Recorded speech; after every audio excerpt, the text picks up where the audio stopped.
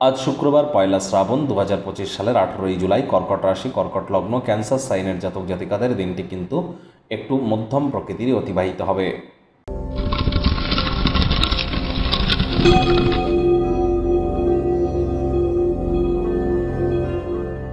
ভিডিওটির শুরুতেই স্ক্রিনে আপনারা দেখতে পাচ্ছেন দেবাদিদেব মহাদেবের রুদ্র গায়ত্রী মন্ত্র ওম তৎপুরুষায় বিদ্মহে মহাদেবায় ধীমহি তন্ন রুদ্র প্রচোদয়াৎ। এটি আজ আপনারা সকাল দুপুর সন্ধ্যা 3 বেলাই পারলে 108 বার জপ করুন। আজ কিন্তু শ্রাবণ মাসের 1 তারিখ, অর্থাৎ দেবাদিদেব মহাদেবের মাস শ্রাবণ মাস। কেন? কারণ আমি বারবার বলি যে বর্তমানে ভগবান হরিবিষ্ণু যোগ নিদ্রায় আছেন এবং দেবাদিদেব মহাদেবের শঙ্কর রূপ বিশ্ব পরিচালনা করছেন, যার ফলস্বরূপ এই শ্রাবণ মাস মানেই দেবাদিদেব মহাদেবের মাস, নাম জপ ধ্যান আরাধনা করবার মাস।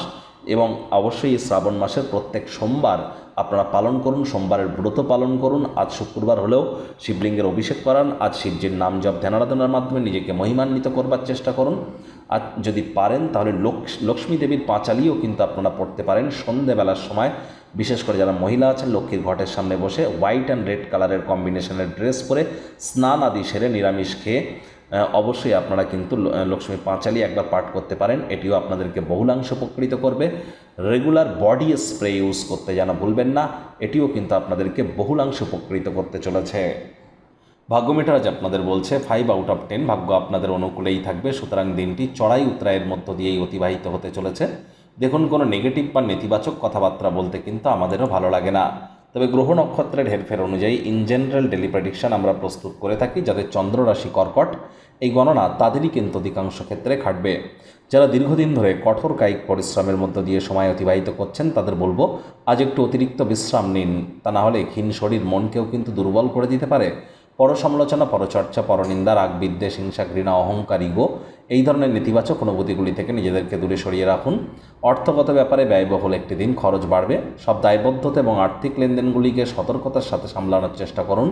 চাকরিজীবী যারা আছেন তাদের অফিসের পরিবেশ এক প্রকার বেশ, বস কলিগদের সাথে ভাব ভালোবাসা বৃদ্ধি পাবে। কর্মে গতি অনুভব করবেন। নিজের মেধা, দক্ষতা, ট্যালেন্টের দৌলতে প্রশংসার পাত্রপাত্রীও আপনারা হতেই পারেন। রাজনীতিবিদ যারা আছেন জনসংযোগ বৃদ্ধি করুন। সমাজে পপুলারিটিও আপনাদের কিন্তু বাড়বে। শিক্ষার্থী বিদ্যার্থীদের পড়াশোনায় মনোযোগ আরও বৃদ্ধি করতে হবে। উচ্চশিক্ষার জন্য যারা বিদেশ যাত্রার কথা ভাবছিলেন, ভাগ্যদেবীও আজ আপনাদের পক্ষে নেই।